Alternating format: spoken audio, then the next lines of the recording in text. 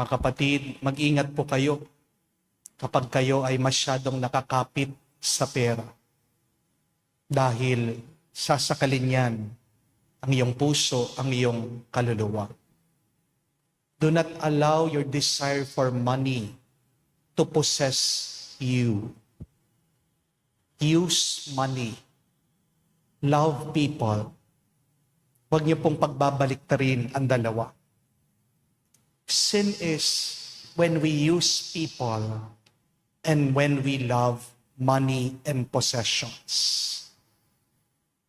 May iba pang biyaya kesa sa pera. Kaya tayo'y tinuturuan ng Diyos, huwag magdala ng pera o ng kagamitan. Because the less that we have, the more we will trust the Lord. Amen? Amen. Hindi lang naman po pera ang nagpapasaya. Tayo ay nakakakita ng kahulugan kapag tayo'y nagpapasaya ng iba. Depress yung mga sila lang ang masaya.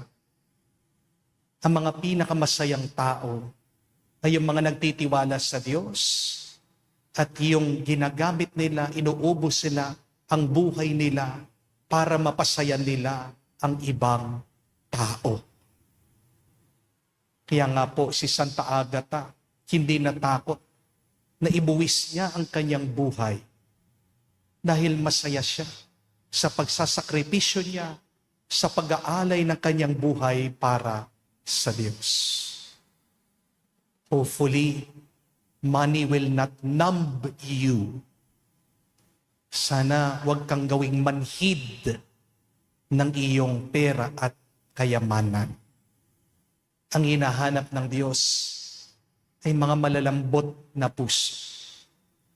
Ang isang malambot na puso ay mapagkumbaba, nagtitiwala sa Kanya.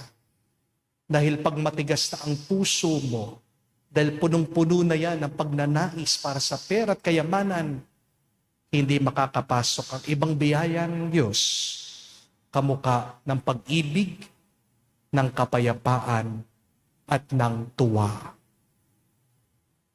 Let this be our beautiful prayer today. Lord, make me content.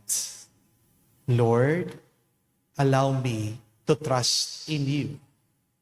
Lord, make me comfortable with nothing, with lacking, with poverty. Dahil Panginoon,